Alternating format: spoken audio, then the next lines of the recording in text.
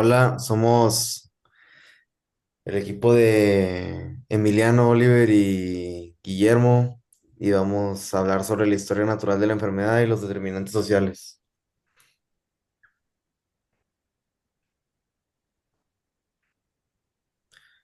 Bueno, primero vamos a hablar sobre el periodo prepatogénico y vamos a hablar sobre los factores de riesgo. Primero les voy a hablar de qué es el huésped. El huésped se denomina como el organismo, generalmente humano o animal, susceptible de padecer una enfermedad al entrar en contacto con un agente causal.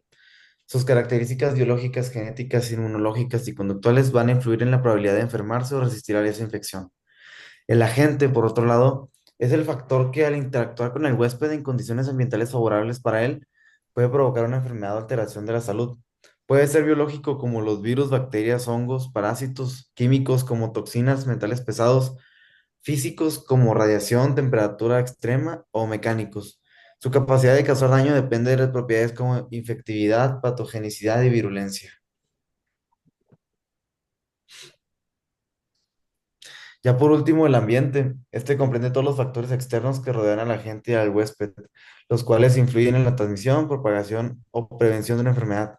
Incluye condiciones físicas, biológicas, sociales, culturales, climáticas y económicas que pueden favorecer o dificultar el contacto entre agente y huésped.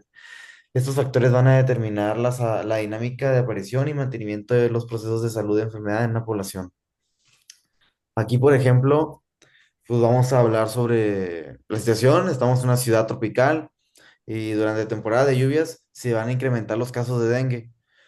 ¿Por qué? Porque nuestra gente va a ser el virus del dengue, el flavivirus, que va a ser transmitido por el vector, el mosquito Aedes aegypti. Este va a provocar fiebre, dolor muscular y en casos graves va a causar hemorragias. Nuestra gente va a ser este virus. El huésped va a ser el humano, vamos a ser nosotros la población en riesgo. Que, pues el ser humano es susceptible y va a tener mayor riesgo en personas sin inmunidad, con defensas bajas o que viven cerca de criaderos de mosquitos. El ambiente es pues el clima cálido, en especial y lluvioso, y la acumulación de agua en recipientes como llantas y falta de saneamiento que pueden facilitar la reproducción del mosquito y la transmisión del virus.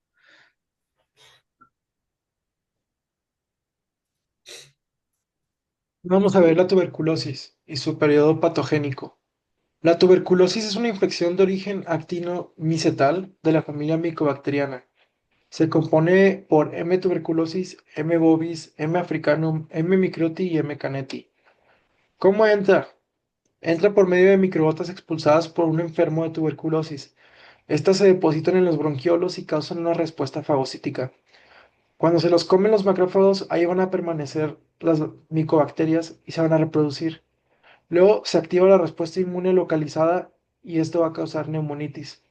¿A qué afecta? A todos los órganos. Todos los órganos pueden ser afectados por la tuberculosis, pero el 80% de los casos es pulmonar. Los extrapulmonares más comunes son ganglionares, cerebrales y medulares, renales, genitales, peritoneales, cutáneas, osteoarticulares, miliares, en el oído y perinatal. Pero el cuadro clínico obviamente va a depender del órgano que afecte. Tiene la etapa preclínica que contiene síntomas inespecíficos. La tuberculosis inactiva o no latente no tiene síntomas y después de que un individuo se infecta puede llegar a presentar síntomas desde meses hasta años después. Algunos de los síntomas inespecíficos son sudoración excesiva durante la noche, tos, fiebre, pérdida del apetito, pérdida de peso, escalofríos y fatiga. Los síntomas específicos de la tuberculosis activa en los pulmones es una tos que dura más de 3 semanas, dolor de pecho o espalda, esputo o flema con sangre, dificultad para respirar, inflamación de los ganglios linfáticos que causa hinchazón y manchas rosas en la piel. Las complicaciones pulmonares son tos con sangre, esto es potencialmente mortal, se puede deber a que una arteria pulmonar se dañe, derrame pleural, acumulas líquido o pus en el espacio que rodea los pulmones. Bronquiectasia, dilatación irreversible de las vías respiratorias debido a la infección e inflamación. Complicaciones extrapulmonares son meningitis, tuberculosis en las membranas que rodean el cerebro y la médula espinal, óseas, infección en los huesos y las articulaciones, frecuentemente la columna vertebral, renales, daño a los riñones que provoca insuficiencia renal, cardíacas, inflamación del tejido que rodea el corazón, que provoca pericarditis constrictiva e insuficiencia cardíaca. Las secuelas que deja la tuberculosis es enfermedad pulmonar crónica, daño pulmonar permanente que reduce el volumen pulmonar y obstruye el flujo aéreo, EPOC post-tuberculosa y fibrosis. Esto va a provocar disnea crónica y mayor riesgo de infecciones respiratorias. Deficiencias auditivas, que son efectos secundarios de los medicamentos antituberculosos de segunda línea, se utilizan cuando las cepas son resistentes a los fármacos. Y disfunción de órganos. La función hepática, renal y cardíaca se deteriora continuamente. La tuberculosis es una de las 10 principales causas de muerte por un solo agente infeccioso en todo el mundo. La muerte por tuberculosis, pues, es prevenible con tratamiento rápido y eficaz. Los factores que contribuyen a la mortalidad son comorbilidades como diabetes o inmunocomprometidas como pacientes con SIDA, infecciones por cepas de tuberculosis resistentes a medicamentos y sepsis desarrollada en pacientes gravemente enfermos. Esto causa falla multiorgánica mortal.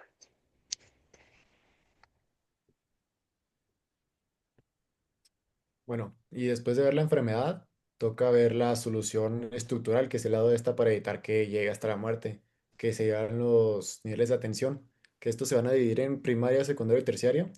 El primario se va a enfocar principalmente en promover la salud, no en tratar enfermos. Se va a prevenir enfermedades, se atienden, pues también se pueden atender problemas de salud, pero serán los más comunes.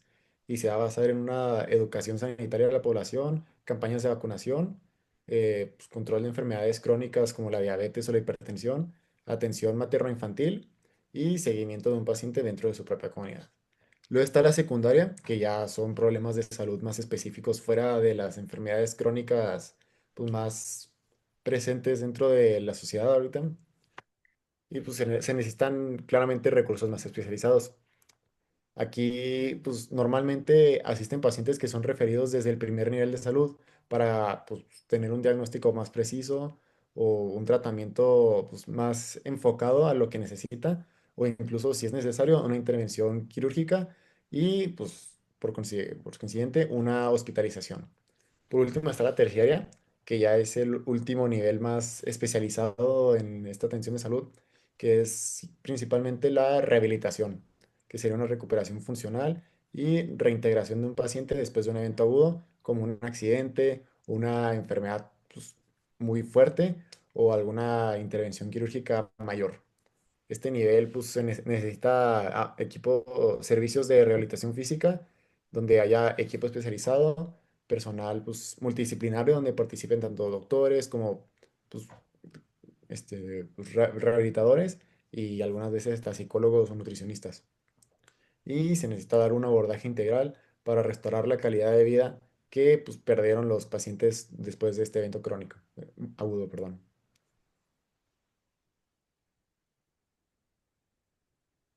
Y para poner un ejemplo de estos niveles de atención, sería un paciente que padece de cáncer.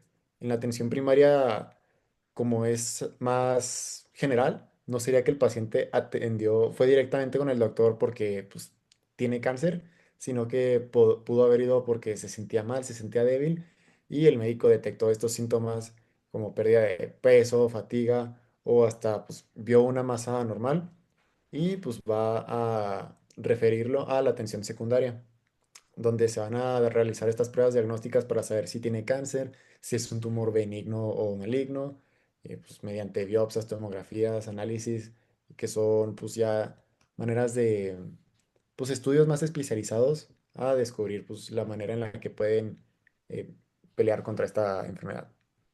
Después también va a recibir tratamiento inicial, que sería la quimioterapia o incluso cirugía si es que lo llega a necesitar. La atención terciaria sería ya después de esta enfermedad, pues bueno, o incluso si es que la enfermedad se llega a empeorar, pues recibiría tratamientos más especializados como radioterapia avanzada, trasplante de médula ósea o terapias dirigidas al mismo tumor. Y pues ya después seguido de rehabilitación oncológica para que pueda recuperar su funcionalidad y su calidad de vida. Estas son las referencias que usamos para este trabajo. Gracias. Gracias.